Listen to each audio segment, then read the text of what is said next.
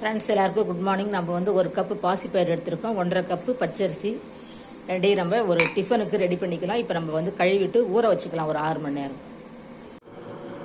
Friends, பாசிப்பருப்பும் அரிசியும் ஊற வச்சேன், பச்சரிசியும் 1.5 கப்பு பச்சரிசி, 1 கப்பு பாசிப்பருப்பு ஊற வச்சிருக்காங்க, 200 கிராம் கப்பால். இப்போ 6 மணி நேரம் ஆச்சு. இப்போ நம்ம அரைச்சிக்கலாம். நான் கிரைண்டரில் தான் அரைக்க போகிறேன். ஒரு ஸ்பூன் உளுந்து போட்டிருக்கேன், வெந்தயம் போட்டிருக்கேன். இதுக்கு நான் உளுந்து போடலை. ஃப்ரெண்ட்ஸ், நம்ம பாசிப்பருப்பும் பச்சரிசியும் அரைச்சி வச்சுருந்தோம். அந்த மாவில் நம்ம பாதி மாவு எடுத்து தண்ணி விட்டு கலந்து இப்போ நம்ம வந்து ஒரு ஸ்நாக்ஸ் பண்ணிக்கலாம். இப்போ நான் வந்து ஒரு வானல் வச்சு 2 ஸ்பூன் எண்ணெய் விட்டுருக்கேன். அந்த மாவை தண்ணியாக கரைச்சி இப்போ நம்ம வந்து இதை நல்லா வதக்கிக்கலாம். வதக்கிட்டு நம்ம உருண்டை பண்ணிக்கலாம். இப்போ நல்லா வதங்கின உடனே இதை நல்லா சுண்டி நல்லா வெந்துடும் மாவு. அதுக்கப்புறம் நம்ம இட்லி செட்டில் வச்சு வச்சுக்கலாம்.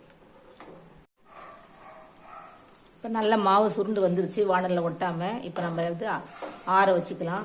ஆற வச்சுட்டு உருண்டை பண்ணிக்கலாம். நமக்கு எந்த ஷேப் வேணுமோ அந்த ஷேப்பில் பண்ணிக்கலாம். கையில் ஒட்டா எண்ணெய் தடவிக்கலாம்.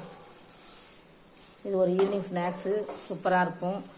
பாசிப்பருப்பு கலந்து நம்ம ஒரு ப்ரோட்டீன் ரிச்சாக இருக்கிற மாதிரி செய்கிறேன், வெறும் அரிசி மாவில் செய்யாமல்.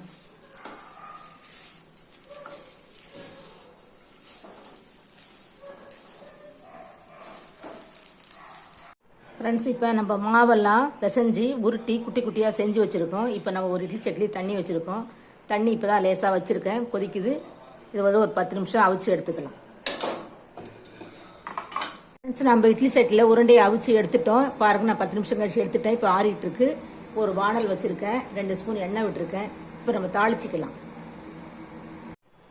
நான் 2 ஸ்பூன் எண்ணெய் விட்டு கடுகு, உளுந்தம்பருப்பு, கடலைப்பருப்பு ஒரு ஸ்பூன் போட்டு, பச்சை மிளகாய், கருவேப்பிலை, இஞ்சி, மல்லி இலை போட்டிருக்கேன். 2 ஸ்பூன் தேங்காய் போட்டிருக்கேன். நல்லா வதக்கியாச்சு.